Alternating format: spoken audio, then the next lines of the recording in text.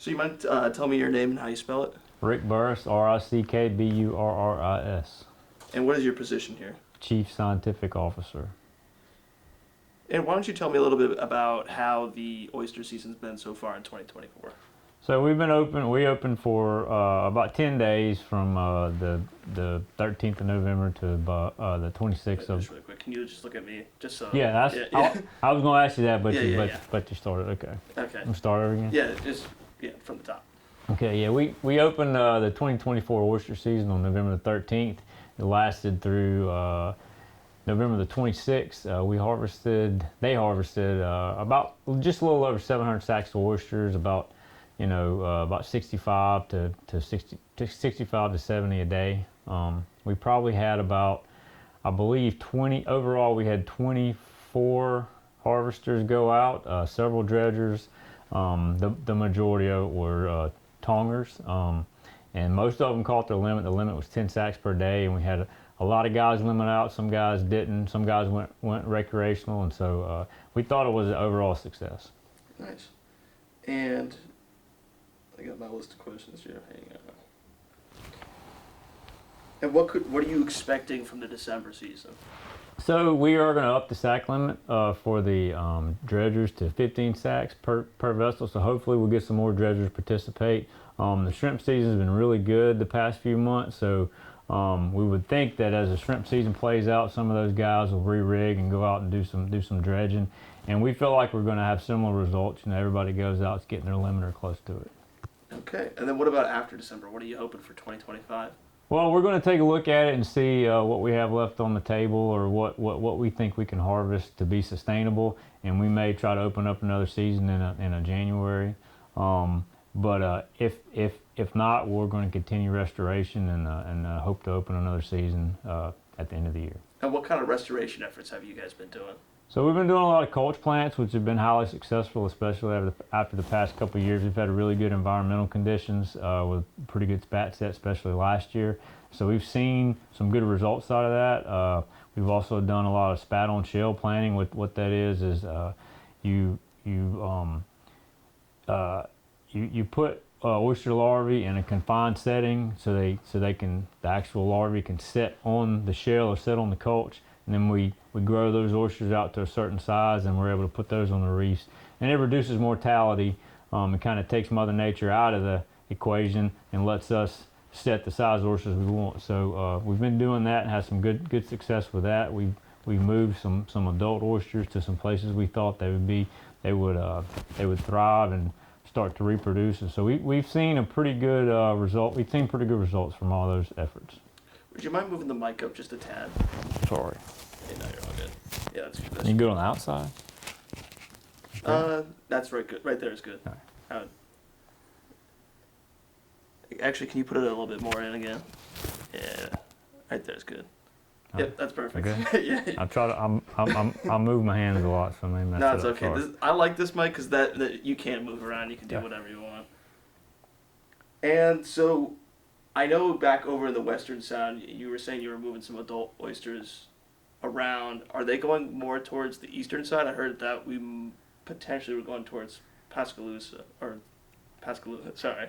So we've done a lot of restoration efforts in Biloxi Bay. Biloxi Bay is a prime area. It's confined, and we've done a lot of work out there, and had some good success out there. But the majority of our reefs, just numbers-wise, volume-wise, are all in the western Mississippi Sound. And with that western Mississippi Sound, the Bonnet-Carré Spillway, that's like the closest area to it. How have we seen, with the 2020 opening, how has that affected your restoration efforts and moving forward? So what we saw was after 2019, where we lost about 96% or 96 to 97% of our reefs in the Western Sound, it was hard to come back. We lost all our spawning stock biomass, but as conditions have improved, we have seen the resiliency of the population as it started to build back. So there, like I mentioned, there wasn't a spawning stock biomass, and so we moved some oysters from Texas, some adult oysters, to try to get them to be able to spawn. We saw some natural recruitment, some natural spawning from the limited oysters that we had, and they've started to respond basically the last 3 years. In 2021, 2 years. 2021, we had one of the wettest years on record, which was somewhat equivalent to the 2019 spillway opening as far as the volumes, as far as the fresh water in the western Mississippi Sound. So we had a little bit of setback there, but the past couple of years have been very good to us. And the culch plants that we did they were able to catch the spat that were out there, and we've seen some pretty good results on those areas. Yeah, and you said they were able to catch. Have there been any other kind of challenges so far the past 3 years, since it's been kind of low rain, so the Mississippi hasn't been too high? There hasn't been. So Mother Nature, the system in general, oysters, it's somewhat cyclical because they have to have the right environmental conditions to actually thrive. Well, we've had that the past couple of years, and so we've seen good things, and we anticipate this to continue to see that until that climatological condition changes. We went from being really wet to being really dry, like you said. So I feel like until we're out of that cycle, we're going to see some pretty good results. And do you know what the cycle is? I'm not too familiar with what the weather cycle would be and how long it stays dry, how long it stays wet. So, you have El Ninos and El Niñas and La Niños, and I'm not sure how all that works, but it seems like just a good number would be about 10 years. You see 10 years of highs. Here recently, the previous 10-year wet season that we had was probably longer than we've had in a long time. So I'm not sure the actual duration of those, but there's ups and downs, and you could probably put a 10-year time frame on it. 10-year time frame ish. And let's say after 10 years and we get another wet season, are there any plans to potentially mitigate the issues that we've had with the Bonnet-Carré spillway and maybe try to protect the reefs to the best of our abilities? Is there any kind of plans right now going forward? So there's a lot of people looking at ways to mitigate that, ways to change some things, looking at how they're operating. The spillway's opened by the Corps of Engineers, operated by the Corps of Engineers. So I know there's people talking with them. They're doing a lower Mississippi River study, looking at the entire lower Mississippi River, which includes the Bonnet-Carré spillway. So they're taking a look at that. Hopefully they'll find some ways that they can kind of alter what they've been doing, and that should be some benefit to us. There's other diversions, there's other projects going on that may help us in that. But right now we gotta, as we're seeing positive growth, we have to build back that population.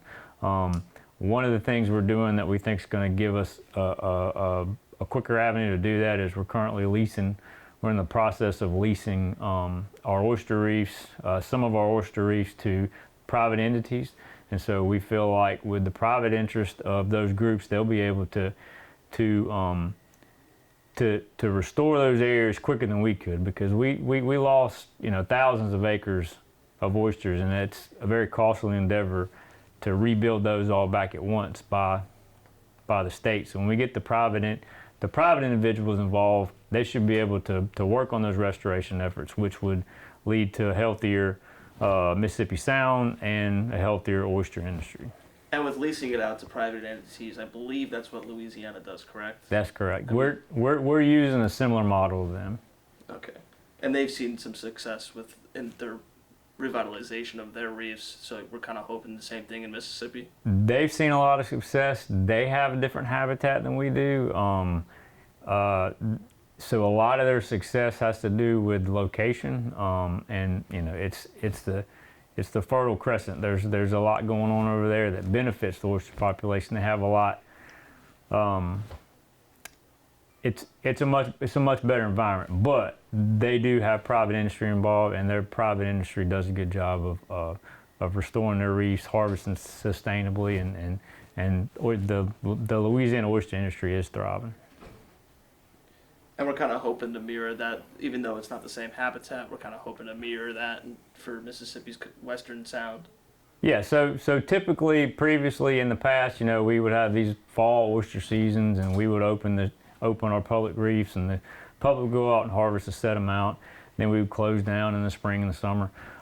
With private harvest and private leasing, there's harvest whenever those individuals want to harvest. So in theory, you should have oysters available in Mississippi year-round once these reefs get planted, once these reefs start thriving, and they start harvesting sustainably, then it should be very similar to Louisiana, and you have a lot of harvest throughout the year rather than just these confined seasons like we've done in the past.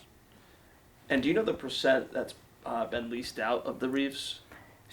So we haven't leased anything yet. We're currently in the process. The application period actually closed December the 2nd. So we're working with those applications and reviewing them and grading them. But we will lease. There will be approximately 80% of our permitted area, the areas we have permitted to do oyster restoration, available for lease, and then the state retain the additional 20%, and that was per statute.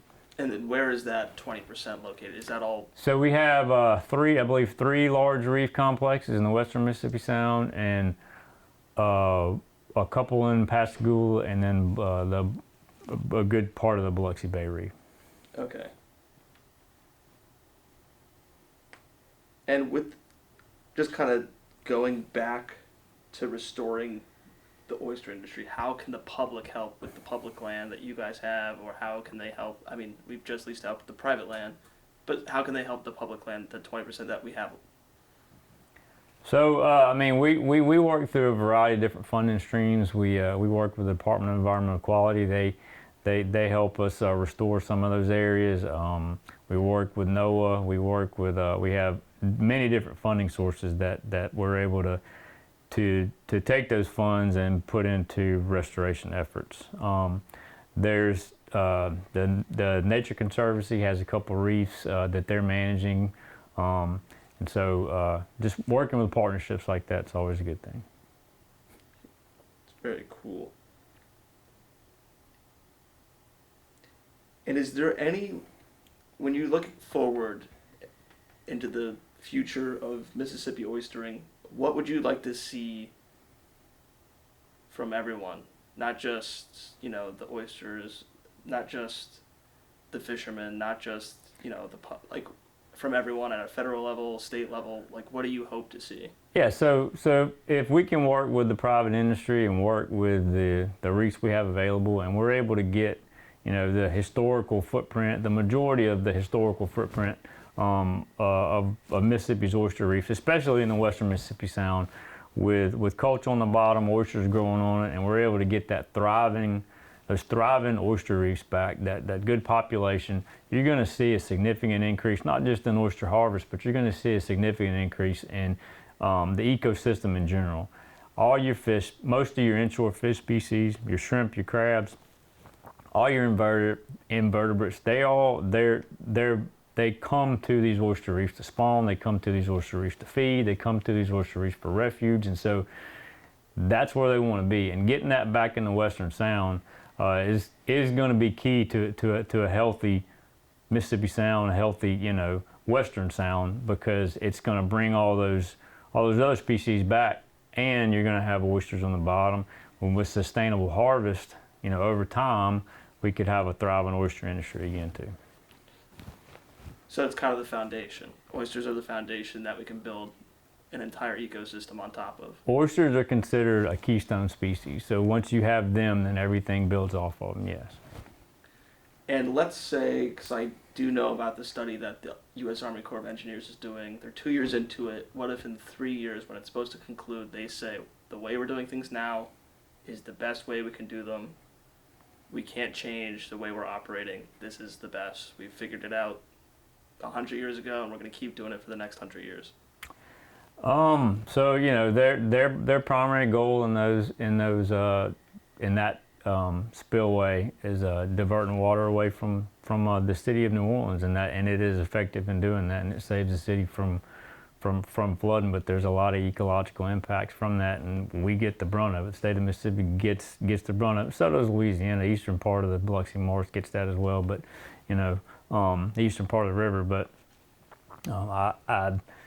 I would have to say I disagree. I've been a part of several of these openings going back to 2008, and we've seen some significant damage. 2011 and 2019 especially, but the 2019 really took a toll on not just the oyster reefs, but a lot of the ecosystem in the western Mississippi Sound, and it reached all the way to the eastern Mississippi Sound as well. So, hopefully we'll come up with some ways to try to do things a little differently in the future.